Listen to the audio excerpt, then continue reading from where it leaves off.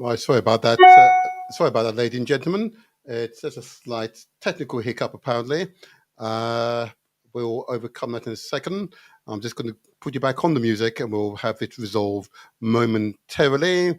All is well, nothing to worry about. And let me just do this one more time. Get the music back up and running again. There you are. It's back up and running. There you are. It is just a momentary lapse in technology, and I will have the situation under control. There we are. That's it. There you go. There you go. Now, just get my guest into the studio now. Momentarily, 1 second. Let's do this for you. And we can continue to go from strength to strength, and all will be well.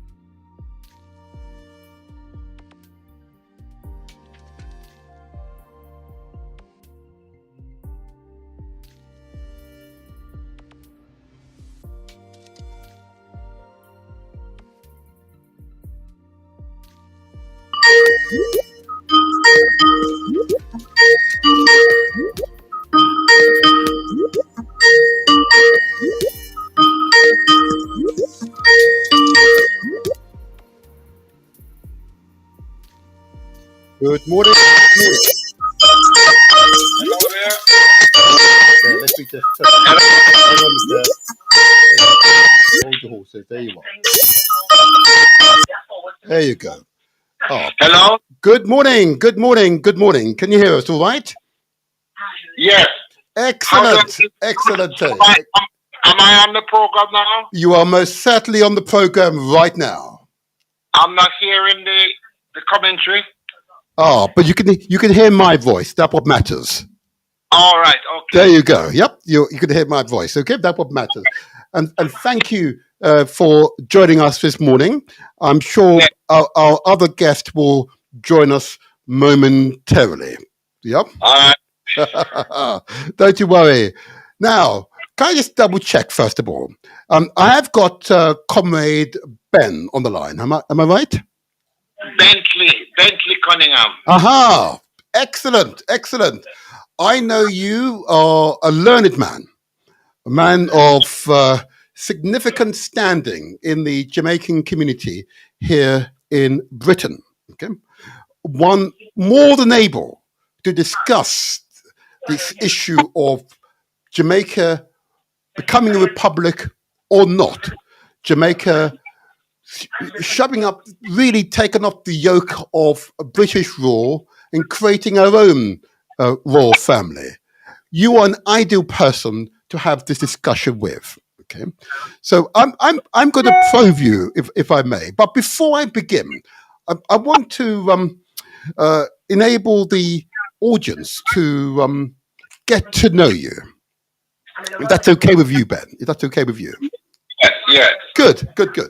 So, I want you, please, to share with us details of an event or person that's impacted your life.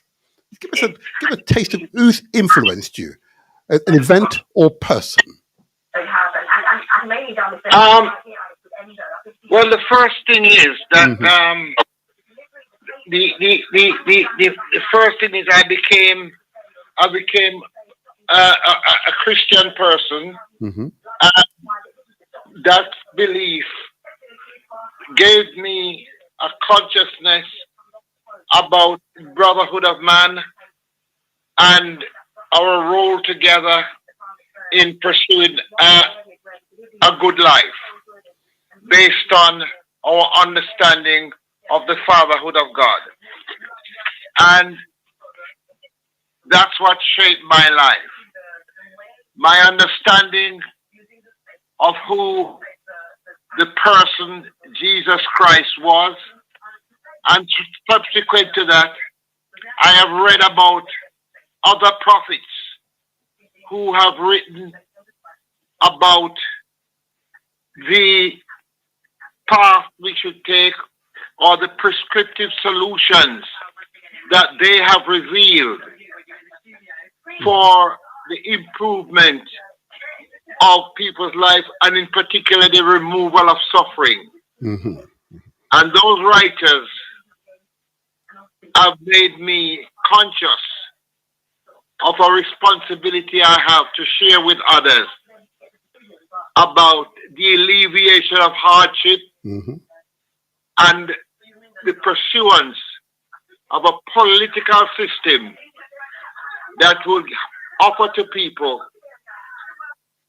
a share in this earth's wealth. And that's what governs my life. I understand. I understand you. And that's interesting.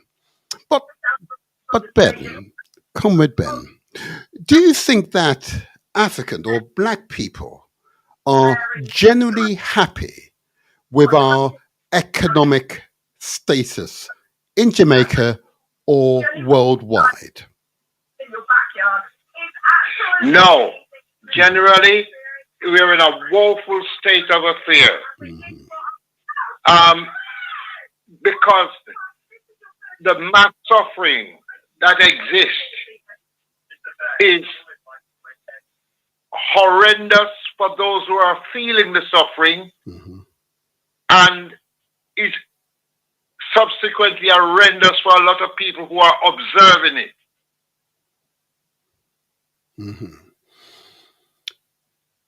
Yes. There is poverty. There's a poverty that exists among the African people that is intolerable to observe, and it must be addressed. And that poverty has been created as a result of international conquest, colonialism, and as a result of our own creation to maintain that suffering. A lot of black countries have vested interest in sufferation. They want the garden boy and the maid. And they do not want to see people progress to the point where they will not need a Bakramasa. As a consequence of that, they have a vested interest. People who feel that there must be an end to it. Yes. And that end comes under the ideological perspective of a socialist movement. And as a consequence of that, I am part of that. Just to be clear, then, so you are a member of a party, is that right? The People's National Party UK and the British Labour Party. Wonderful. So, but you reside here in Britain. Yes, I've lived here from I was 11 years of age. I'm now 79. Gosh. but you keep in touch with the political affairs of Jamaica. Yes. Brilliant, brilliant, brilliant. And that's interesting. We might want to talk about the PNP Party UK later on. Yes. But a question to you then, Ben. You are, as I say, a learned man. Yep, man of significant standing in the community. If you had the power to decide alone, describe 3 revisions to the Jamaican Constitution that you would improve Jamaicans' health, economic well-being, and personal security. What changes to the Constitution would you make to achieve those 3 outcomes? I wouldn't make any changes to the present Jamaican Constitution. Okay. All right. It is a wonderfully written document. Mhm. I've read it. It's brilliantly done. Mhm. And the only problem I have is the violation of the Constitution. Uh-huh. Explain, please. Explain. We have a system of government which is based on the Westminster model. Uh-huh. Central government and local government. Our local government is called the parish councils. Right. Yes. Constitutionally, both levels of government are supposed to have an election every 4 or 5 years. Yes. Local government election has been postponed now for the last 3 years.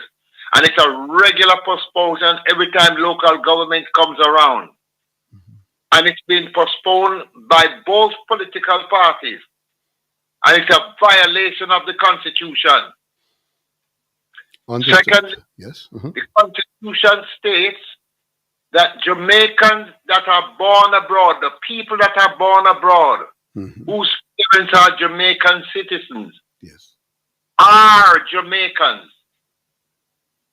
So if you're born abroad in the UK, you're born in the UK, but your parents are citizens of Jamaica, okay, you are a Jamaican. The Constitution says you are not a Jamaican heritage. It doesn't say you, it says you are a Jamaican. Okay. That's the Constitution. But when people born abroad go to apply for their passport, yes, they are being told that they must first of all apply for citizenship. right, Why are you made to apply for citizenship when the Constitution states that you are already a citizen?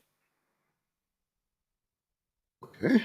So, That's two examples of the violation of the present Constitution. interesting, interesting. And if I may just probe you on this, you make some interesting points. But first, your first point is that the Constitution, as written, is a brilliantly written document. But it's a document that, of course, gives power to the monarch of Britain over Jamaica. In other words, the monarch of Britain is the same monarch of Jamaica. Yes, it doesn't give power to the monarch. Uh-huh. It includes the monarch in the parliamentary governance of the country. Uh-huh. It doesn't give power over. Okay. The government of Jamaica has the Constitution is written just alongside the same unwritten Constitution governs the UK. The monarch is ceremonial. Parliament is all powerful. Parliament has no glory, but it has all power. The monarch has all glory, the robe, the crown, but it has no power. And so in Jamaica, the monarch is represented by a governor general who is ceremonial. He has no power. He can't call election. He cannot pass laws. It's done by the Jamaican Parliament. I'm going to quiz you on this in a moment. Don't you worry. I've made a note of what you've said. But I also want to pick up on the earlier point.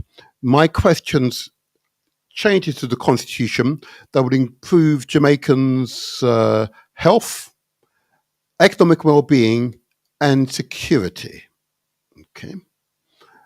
Whilst I'm acknowledging, you've said it's a brilliantly written document, Jamaicans' health. Let's go on that one for the moment. Okay. Clearly, in Jamaica, you have to pay to get good health care. Okay.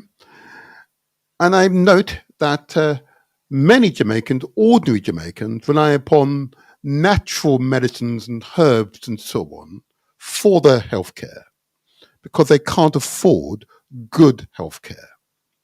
Okay. Would you not want to change that initial aspect of Jamaicans' life? You don't have to change the Constitution to provide good health care. The Constitution gives you an authority called Parliament. Mm-hmm. Parliament sits and has the power to implement policies which to provide health care. Mm-hmm. That's the first thing. Okay. So it's not a constitutional change that is needed. It's an electoral process where people elect the party that will govern, that promises in its manifesto what it will do in health delivery. Mm-hmm. So you don't have to have every little minute thing written in a constitution. Mm-hmm. The constitution gives you the power of a parliament, of elected representatives that will deliver those services. Mm-hmm. I'm going to quiz you in a moment. The question of healthcare, okay. Jamaica has an unfortunately endemic obia following based on herbs and a number of things. I have two young men who have died from taking herbal remedies for sexual potency and so on and so forth. I've known people have been taken out of hospital where they were getting medical treatment and carried to the Obia man. And the Obia man dose them and kill them. Okay. So if I may ask you, Ben, because clearly I've heard such stories as well, but they are obviously in the minority. The overwhelming majority of Jamaicans rely upon the usual access to medicines. Yep, overwhelming majority. Okay, so I want to stick to the general rather than those on the fringes, if I may. And it's quite evident that access to good health care is not a right for all Jamaicans if you don't have money. But if healthcare was paid for through the taxes, then you can create a similar system to what we have here in Britain, a national health service where you have a right through your taxes to good healthcare. Would not that be an improvement if that were written into our constitution? It would be absolutely desirable in Jamaica. But as I said, it doesn't need to be written in the Constitution. The Constitution empowers a parliament to deliver those services. Correct. And I'm sure you would agree with me that in the United States of America, which has a constitution, okay, it is that constitution that allows the citizen to, when confronted by officialdom, to use the Constitution to highlight their innate rights because it's written in the Constitution. Right. Okay, so if the richest country in the world can have rights enshrined in the Constitution, yeah, which protects the individual, why not a relatively modest-sized country like Jamaica do the same? It looks to be good practice, isn't it? Yes. American government amazes me sometimes. Not the government, but the governance and how the Constitution is violated. For example, access to abortion, which is now an electoral matter. Mm-hmm. There are, in America, the federal government. Yes. And the federal government is the purveyor of the Constitution. But America also give state level of government the right to pass laws. And they call those constitution, the power of those states, they give them constitution. So you have a country with a multi-layer of government with its own respective constitution. And that creates contention as to what one government does at one level versus the federal.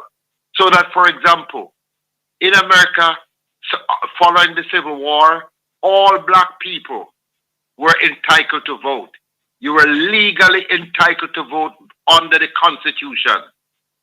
They didn't write in the Constitution that black people should be entitled to vote. They didn't need to. The Constitution said all Americans, all men are considered equal. However, at the state level and at the city level, they passed what they call subsequent laws, called the Jim Crow laws. And those Jim Crow laws put in all different kind of constitutional regularities, which preclude those voting by various tests and so on. It was the work of Martin Luther King, that enormously successful struggle. And his main task was to get rid of the Jim Crow laws. So when you compare Jamaica and the UK to America, you're not comparing apples with pears. You're comparing apples with pears, rather. I understand you. And if I may at this point, and you make an excellent point, which of course reinforces my observations that constitutions are good things, particularly in this case of the United States of America, federal constitutions, which of course supersedes, is superior to state constitutions. In other words, state constitutions must be in conformity with federal constitutions. That's how the United States was created. But let's follow through though, and your point is well taken. And it's interesting that this debate should be had amongst Jamaicans. Okay? It should be had amongst Jamaicans.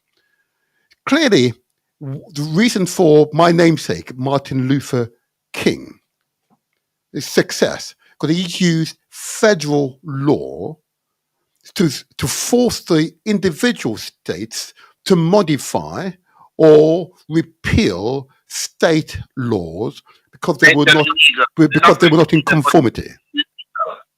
Yep, as they were not in conformity, they were deemed to be illegal, and that's why he was successful. A violation of the federal law. Exactly. Therefore, in Jamaica,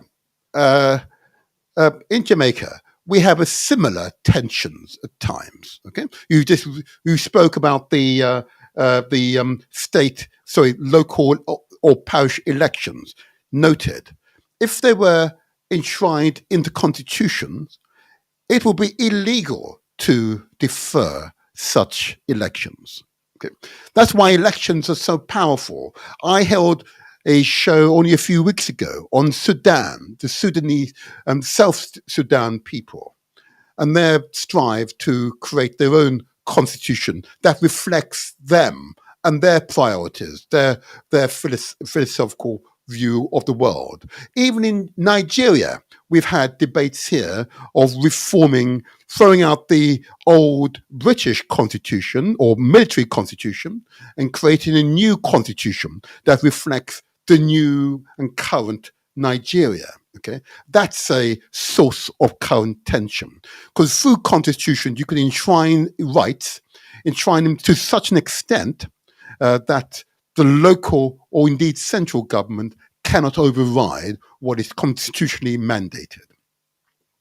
But I think we dealt with health, but I did want to move on to economic well-being, and this is an interesting area of consciousness I want to probe with you on. Because clearly, the reason for economic well-being is to ensure that ordinary people are paid a reasonable salary for an honest day's work. Okay? And the working conditions are conditions which are safe enable that person to thrive. If it's not enshrined in law, or indeed, even more powerfully speaking, in the Constitution, abuse may take place. And of course, the economic well-being can extend to different parts of the economy to protect aspects of the economy. I'm aware that there are many beaches, waterfronts in Jamaica, which ordinary Jamaicans can no longer visit. In Barbados, they will not allow a private company to corner off a beachfront. All waterfronts are accessible to all Barbadians, but not so in Jamaica. If that were enshrined in the constitutions, it would mean that all of our waterfront, our beaches, would be open to all Jamaicans, and not just a few who can afford it and who can afford it as a result of them being connected to one of our travel companies. And I can go on and on and on. Was once those rights are enshrined in the Constitution, those who will seek to abuse those rights or take away those rights will find themselves in great difficulty because you become in conflict with the Constitution. What say you, my comrade Ben? What say you on economic well-being? The Constitution of Barbados is exactly the same as the Constitution of Jamaica. The Barbadians did not go to have constitutional amendments, and I use the word amendment because that any changes to the Constitution, that is the term that is made, not the word reform. You don't reform Constitution, you amend them. Yeah. Once they're written and signed off, they are standing. And even if you totally rewrite them, you've amended them. So the Barbadians did not go for a constitutional amendment to allow Bajans to access the seafront. They did it by parliament. And that is the point that I'm making. You don't have to have a constitutional change. The Constitution already empowers the government to make laws that protect its citizens. And that's what the Barbadian government has done. They have made the Constitution in Barbados, they wanted to become a republic. First of all, they had the Constitution say you have to have a referendum. Yep. And of a certain amount. And that's what the Barbadians did. They had their referendum and they amended the Constitution to remove the British monarchy as head of state, as ceremonial head of state. That's what Jamaica is pursuing presently. And at present, they are looking at how to amend the Constitution to facilitate that political initiative. Do you oppose them placing in the Constitution innate right for all Jamaicans? Is that's an alternative way to ensure that those rights are honoured by politicians, those with control over productions and wealth creation? If you're going to amend the Constitution to give people right of access to the sea resource, beach resource, that's being taught theological. Why are you going to do something which you're already empowered to do? You and I know that politicians, and I know politicians, can develop their own agenda. You've already cited the delay in the local or parish elections in Jamaica. Right. If they were in the Constitution, Comrade Ben, the political parties would have no say. It will be the High Court, the Supreme Court of Jamaica, that would ensure that the parish elections took place. Not just the parish, not just the parish council, but ordinary citizens can take the government to court. That's a constitutionally written right. Any violation of the Constitution can be challenged by institutions or individuals or groups of individuals. Correct. So now you've made my case for me. The case for including in the Constitution not only innate right to good health care and free at the point of use, not only the innate right to have access to good jobs, safe jobs, and security, but you've also agreed that if it were in the Constitution, that the delay to the parish elections would not occur because the citizens would have a legal right under the Constitution to challenge the behavior of the ruling government. So you're making my point for me. Can I just take one other, can I just develop it further? And the third observation I make was, of course, security, personal security. Let's discuss this. So in the aspect of security, of course, what we want to do here is to ensure that the police and indeed the government operate in a way that protects all Jamaicans, not just those with money.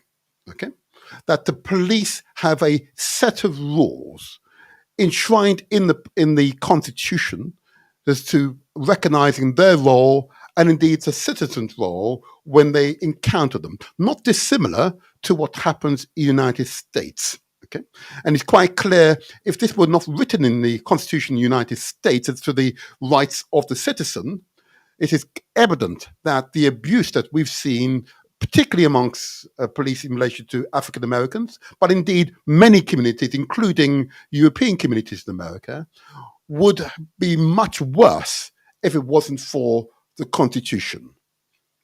What say you? What say you? On the second point, I agree with you. It's that inclusion in the Constitution of the citizens' right to challenge violation of the Constitution that is there. It is also in the Jamaican Constitution. Last week, 4 individuals took the government to court about an arrest under the state of emergency arrest. And they won the court case and are entitled to the compensation that it violated their rights. The actual police activity violated their rights. Correct. Yeah. They were arrested on suspicion of criminal involvement, and they were not, and they had the constitutional right to take the government to court. That's the point I'm making. You don't have to write it in the Constitution that the citizen can take police to court. It's already there. Forgive me. So just so we're clear, then, so we're agreeing with each other that I mentioned security deliberately, but I'm aware of many Jamaicans, maybe like yourself, who are here in Britain because of their concern about their personal safety. Okay, so we have a constitutional right to ensure that the government protects all Jamaicans. Okay, through the various arms of the government, of which the police are clearly the prominent part. The judicial system is, of course, another aspect of our personal security. That most certainly the current constitution speaks to it. But of course, it may say so, Comrade Ben, that the constitution was not written by Jamaicans as we recognize us, as people of African heritage. It was written by the British monarch and the British government at the time via the Privy Council. Yeah. And I therefore would assert to you that a review of the current constitution and an amendment to it to reflect our reality, our current reality, and likely future reality is a healthy exercise.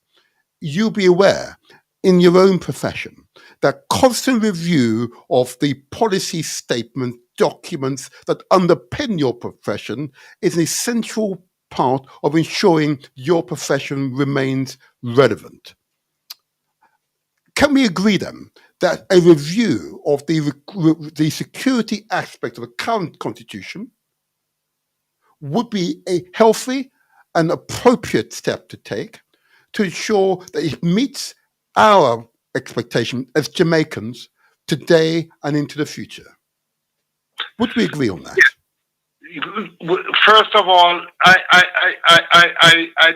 disagree that the Constitution was written by the British or external people and given to us.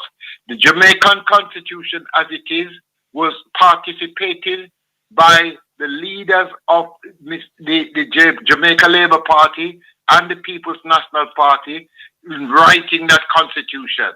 I know some of one of the proposals during the writing of the constitution is that the British wanted to include in the constitution whereby following independence, Jamaicans who all of which before 1962 were born British would be entitled to a British passport. And the Jamaican leader of the Labour Party, Sir Alexander Bustamante, totally object. Indeed, yes, he did. One passport only. The British were proposing that as they did with the Ugandan Asian and the Kenyan Asians. Yes. We're at the point of those countries' independence. Asians were given the right to British citizenship and passport. Yes. And the Bustamante totally disagreed. What they did agree on as a compromise was that Jamaicans would be entitled to dual citizenship. They can apply for a British citizenship and the Jamaican citizenship, and that would not be a violation of the Constitution. In America, of course, you're only entitled to one citizenship. There's no dual. You cannot have dual nationality in America. If you hold an American passport, you have to give up the passport of any other country that you may be born with or are entitled to. And thank you. The second part of your question yes. is that, of course, people are entitled to review their constitution from time to time. The constitution make it possible to do that. You can review. Right. Yes. Good. So we agree that aspect. But that is the review. But if you want to amend the Constitution sets out the kind of percentage of agreement, that level of agreement that you need to make a constitutional amendment. Agreed. I forgot what was the percentage required. Yes, I'm going to come to that in a second. And sorry, we may have a caller on the line. If you don't mind, I might just bring this caller in. Bear with me for a second. Let me just bring it up on my screen. The system of ours, it's I'm still getting used to our wonderful system here, and you must forgive me. Caller, just bear with me for a moment. I'll be right with you. Have I successfully put a caller in? Oh, no. Can I ask that caller to try again? I think I know who that is. So, if I may, there's some interesting aspect of what you described there, and I just want to probe, and really for the benefit of those who are listening. Okay, of course, Bustamante, of course, was of course a British civil servant. Okay, mixed race, I might add, mixed heritage, okay? And of course, his mission was ultimately to carry out the wishes of the crown. Now, whilst you've said that it was the British who wanted Jamaicans to have British passports, okay, as of right, okay, but Bustamante disagreed. Now, I'm going to bring in some other people shortly, and we need to have a discussion about that. It's a recollection of history, and there are some persons listening today who have a very clear recollection of what happened that time, and it'd be interesting to hear the account of that time. What I'm going to do, I'm just going to bring in this caller. Bear with me for a moment there. Bear with me for a moment. Let's see if I can bring this caller in.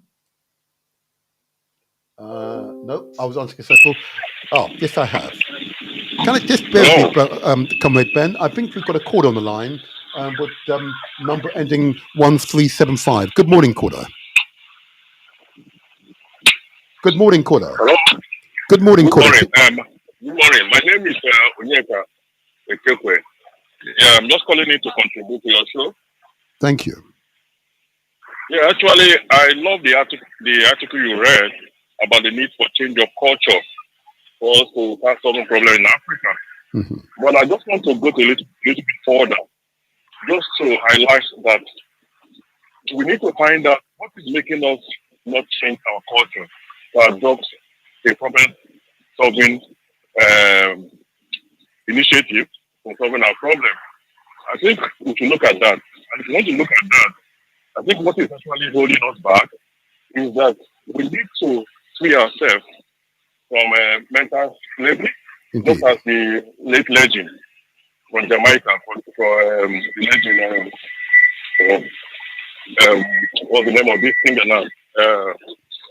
Bob Marley's song. Yeah? Bob Marley said, Mm-hmm. please, I just escape my mind now. We need to free ourselves from that mental slavery, one. And two, we need to revisit the way we practice Christianity or religion in general. Mm-hmm. You know, I think the way we adopted religion has blocked our mind from thinking of solving problems and make us a bit kind of laid back, thinking that God will just come from nowhere and solve our problem. Mm-hmm. We need to start knowing that there's no person that will solve our problem for us except ourselves. We can't free ourselves. We can't have faith, and our problem will just disappear.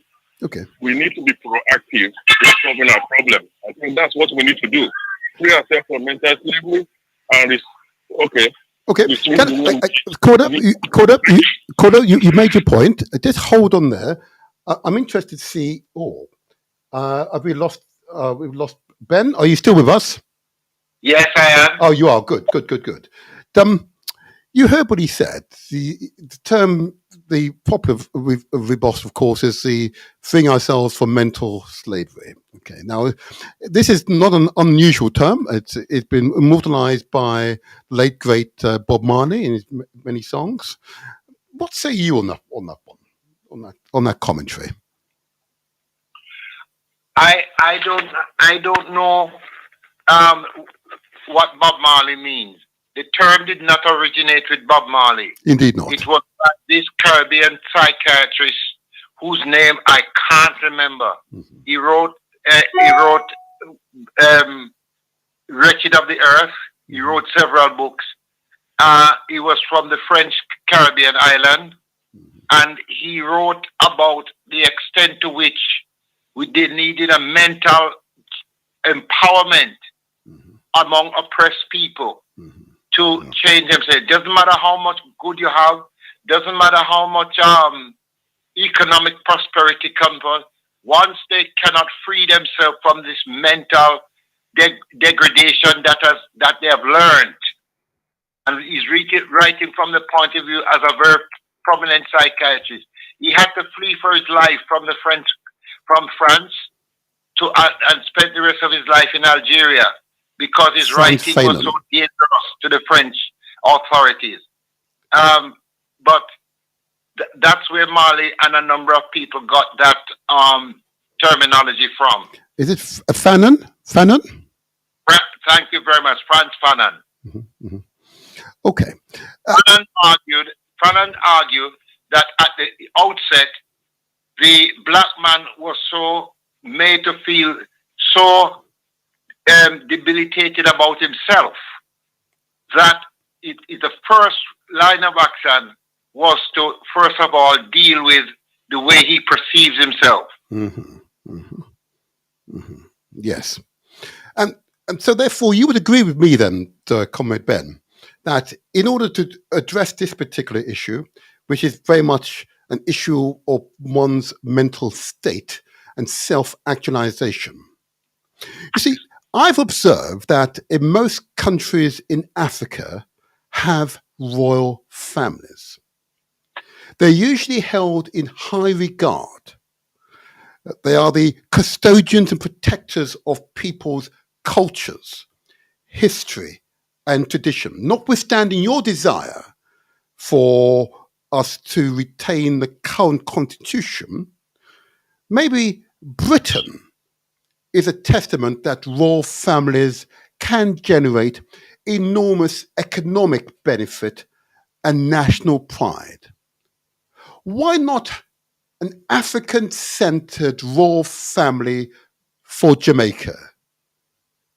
What say you? I have no problem. I have no problem with royalty, whether it be in Africa or anywhere else. Mm-hmm. So long as it is clear what are their roles. In this country, we have three palaces that underpin British Westminster model of governance. The Palace of Westminster, where Parliament and the House of Lords are, passing laws, working with the civil servant and the judiciary. We have the Buckingham Palace, where the Crown there and is ceremonially involved in the appointment of the Prime Minister and also members of Parliament. It's a ceremonial undertaking. And then we have the Lambeth Palace, where Yes. the churches, Yes. and they play a role in the parliamentary system, the appointment of certain number of bishops in the House of Lords, at the coronation, their role in coronating or installing the crown, and so on. So that works beautifully for the British. Countries in Europe have their royal family. But the Constitution, as in the case of Britain, which is unwritten, clearly states what the role of each palace is. They cannot cross that boundary. In Africa, we have kings and monarchs who, with all intents and purposes, play a pivotal role. When South Africa became freed from apartheid and the government was set up, King Zedatini, king of the Zulu, when they wrote the South African Constitution, he was excluded from it. And a number of us as political activists wrote to the Mandela and saying that the king's role must be included in the Constitution. Mm-hmm. And because of the exclusion of Zelatini from the Constitution, Mm-hmm. Chief Buthelezi, Yes. swayed the Zulus to turn against Mandela and the government. Mm-hmm. Once they included Zelatini in the Constitution, people were satisfied. Mm-hmm. So I lived in Africa, in Swaziland, where the king was there, and they have a parliament, but the king has to sanction all parliamentary laws. So I've seen it work, Okay. but I've also seen the dark side of some of it. Can I, You know? before comment, can we get to the, as you refer to it, the dark side? And this is part of psychology. I do believe we as Africans need to review why we need to review the language we use. Okay, but I just wanted to stick on the question of monarch, an African monarch in Jamaica. Okay, and I think you've agreed that in principle it can and could clearly, Britain's example is beneficial. And the current readings I've had on this particular subject is that monarchy is regarded as one of the most stable forms of government. A constitutional monarchy is less prone to a forced takeover of the government when compared to other arrangements because it provides a dual support structure. You have the side that includes all the elected or appointed officials that govern over legislation and the daily tasks of government. That's one of the reasons for monarchs, a constitutional monarchy.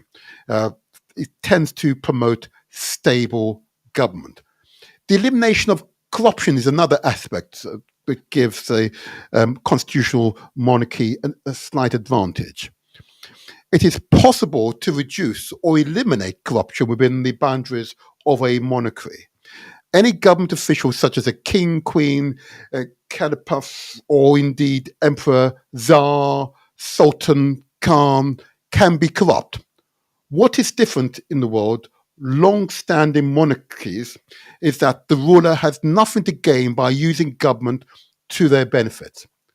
They are the government. That means they rule benefits in numerous ways. by holding positions. In return, the nation typically identifies with the ruler. And here in Britain, what I note is that the appreciation and support for the British monarch, okay, brings and enables Britons to overcome their tribal differences because there's a single crown. But this particular crown here in Britain is responsible for billions of pounds of tourists tourist travel to this country, which is worth billions of pounds. A significant contribution to the British economy. What is lacking in Jamaica, of course, is a monarch of a similar standing. Because clearly, a monarch that sits here in Westminster, or indeed in Buckingham Palace, is divorced, remote from Jamaica. And for Jamaica to have its own royal family would provide a rallying call for our culture and traditions. I think we could agree on that. Yes. Yes. I have no justifiable reason for saying that the Jamaican people would be better off if they had a Jamaican citizen as a king or a queen. Praise be. I really don't see any relevance for that. Mm-hmm. If you want to get rid of the monarchy, then get rid of the monarchy. But I'm not sure about what would be the benefit of a replacement monarchy and the crowning of some king or queen in Jamaica. Wonderful. I'm pleased you said that. And this is an interesting part of our debate I've had with other Jamaicans on the question of an African-centered monarchy. So I highlight the benefits that Britain has derived from a monarch. I've highlighted the benefit that the emperor, which plays a very similar role in Japan. You've given light to the cultural centralness of the monarch in Swaziland. Yeah, I could reference monarchs in Cabinda. Okay, I could reference monarch in Ethiopia. Okay, and the emotional support and identity that those peoples derive. Mm-hmm. And the monarch in Botswana who stepped down unless he was elected. Aha. So you're still making my point for me. So you can see the economic, social, and political benefits that a monarch could bring to Jamaica. Mm-hmm. Because it's so important that the head of state reflects the majority of Jamaicans and not the minority. It's a highly unusual situation to find ourselves in, that the head of state reflects the minority community. Highly unusual, highly unusual. And it's not unique, but highly unusual. And it's for that reason why I put that proposal to you. And if I may, I'm going to formally open up the phone lines, and I'm interested to hear from others who may have opinions on this subject, particularly if you're Jamaicans. I'm interested to hear from you, but others as well, particularly those of you who have the honor of a monarch in your midst, particularly the Ghanaians, who I have the most intimate and greatest respect for, I've got to say.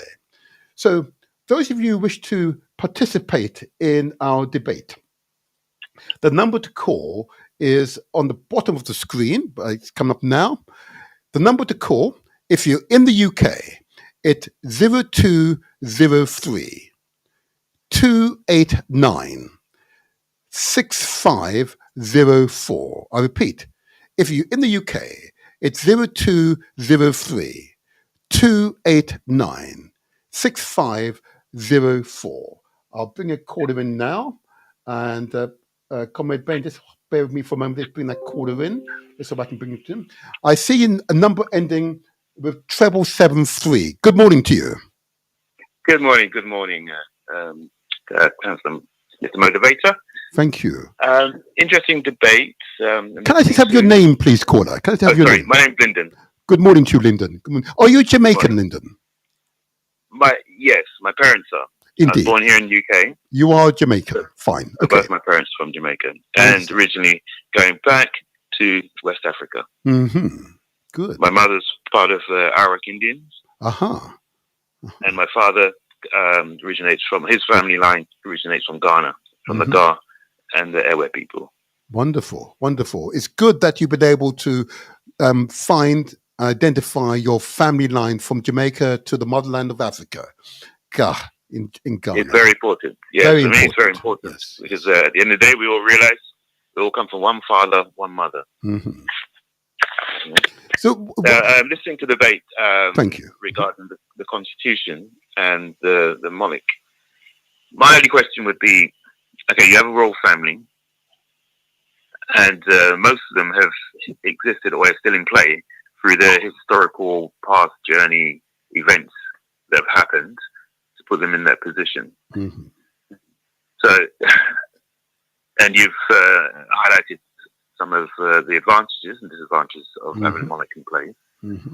In Britain, I would question how beneficial the whole country, what we actually gain from having them in place. You say, okay, we get lots of tourists coming to see Buckingham Palace, to go and see all the other large properties, Windsor and other places. We sell lots of cups and plates with the faces of them on it, okay, so to a degree. But how much do they actually contribute back out of their own pockets? If I may, at this point, just hold what you just said. It's really important, your observation. You're right. But of course, the extension to that statement is that, of course, millions of people visit Britain because of the monarchy. Millions of people who spend money here in Britain otherwise wouldn't. Okay? And they contribute billions of pounds to the British economy. Billions of pounds, okay? All laws here in Britain have to receive royal assent. They're endorsed by the head of state, okay? All prosecutions are in the name of the crown, okay? Britons refer to their crown as a point of stability and continuity and gives them a sense of place in the world. And it's quite clear to me that confidence is derived from that continuity. In other words, the crown. Mm-hmm. Okay, so you talk about billions that they contribute to the economy. France has the Eiffel Tower. An awful lot of people go visit there and spend money. But that's not doesn't have a royal status. In terms of the laws that are made in the name of the crown, again, America has its constitution, as you guys are discussing.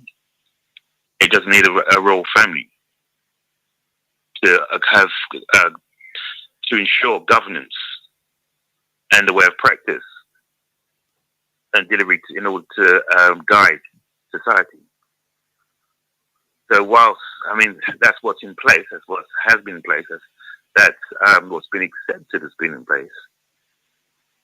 Mm-hmm. But when you sort of dive in, and you really look down into it, apart from them having stamps and titles, what you say billions is put into the economy from them. How? Where? Yes, from their own pocket, not from people coming visiting the buildings that we actually maintain. They contribute a little bit, but we maintain. I mean, look at the Charles's inauguration. We paid for that. They didn't. Okay, if I may, and Comrade Cunningham who's a learned man, is listening sagely on the side. And what you described, of course, is only partially correct. was you correct that it is the taxpayers who paid for the coronation? Okay, because the people have agreed that they shall be a monarch. Okay, and therefore we've ensured that that monarch was duly crowned as monarch of Britain and all that it owns. It is true. But that coronation generated billions of pounds, more than £10 billion worth of additional trade here in Britain. And yes, you're right. There are many buildings that the tourists visit, without a shadow of a doubt. But the most popular buildings in Britain are connected to the first family, the royal family of Britain. They generate the greatest revenue. Okay. Now, anyway, I don't think you're arguing against the monarchy. What you're seeking to understand, it's the genuine benefit. And I agree with this. But this debate is not only about the monarchy, it's whether or not Jamaica should become a republic. Okay. And I wonder, what's your view on Jamaica becoming a republic? In other words, throwing off the chains of the British monarch and increasing and creating the position of a president of sorts, not type or in the United States, but one more akin to what is currently in France. Okay, what's your view? I totally agree with that. Mm-hmm. I think the climate has changed towards allowing these heads of state to continue and maintain their colonial historical position, where they have kind of been reaping the benefits and pretty much taking out more than what they're putting in. Mm-hmm. I believe, to a lot of these countries that they're supposed to be, mm-hmm. looking after in the head state over. I think that time has long passed. Okay, it's right for the people that are actually living there, that derive their livelihood from there, that are putting in and making the changes and developments within those countries, mm-hmm. to have the the guiding opinion, input, and in the decision making. Mm-hmm. So it's a stage where the world's changing now, and we are in this position where there's serious need for to get rid of these powers that sit and oversee. Okay. And do not much else. Can I ask you just to hold on there, Corder? Corder, thank you for that point. Just hold on there. I see we've got a new caller on the line. Kwame? Good morning. Good morning to you. Good morning. And thank you for taking the time to call us this morning. How would you like to contribute to this debate? Should Jamaica become a republic? Should Jamaica retain a monarch but create its own African-centered monarchy? Absolutely. And I don't know if people know about this, but there is a royal family in Jamaica, a compound. You go to the Blue Mountains. Your phone's a bit low there, Kwame. Can you just maybe adjust the volume in your phone? Right. Can you hear me now? Yes. Go. That's better. Keep your mouth close to the microphone. Yeah. Right. So Jamaica should be a republic because it can no longer serve under a constitutional monarchy that has been imposed on the country. Mm-hmm. But also, more importantly, in order for Jamaica to self-determine its future, right? And we often use the term self-determination as a people. Jamaica must be in the position to guarantee its own destiny, and it can only do that by removing itself from the shackles of colonialism, which is a constitutional monarchy that has been imposed on the country. Now, you talk about a royal family, but I'm sure Jamaica has a royal family, a compound. I don't know if people are aware of that in the Blue Mountains. It's true. There is a monarch in Jamaica, a compound. True. Yeah. And that could be potentially, a royal family that Jamaica could use. Brother Kwame, can I ask you just to explain the compound? Who are they? Just for the benefit of the listeners, the viewers. Right, so Okompo, they are descendants of the Asantes, and even as an Asante myself, we have our own royal family, but I'll get into that in a minute because it's important because the role of the Asante in in Ghana is a quite significant one. But the so-called Maroons are actually descendants of the Asantes, and during the settlement of Africans in Jamaica, they were prominent. They became prominent in terms of the emancipation, and the so-called Maroons, who are basically Asantes, fled to the mountains and rebelled, and they created essentially their own state called a Kompong, and they have a monarch who descends from the Asante in it, right? And actually, the Kompong, they speak a variation of Tree language that is prominent in Ghana, and there's been like a royalty fair in a Kompong for at least 200 years. Thank you. I think that going forward, Jamaica could utilize the king of Okompong, and that could be beneficial to the country.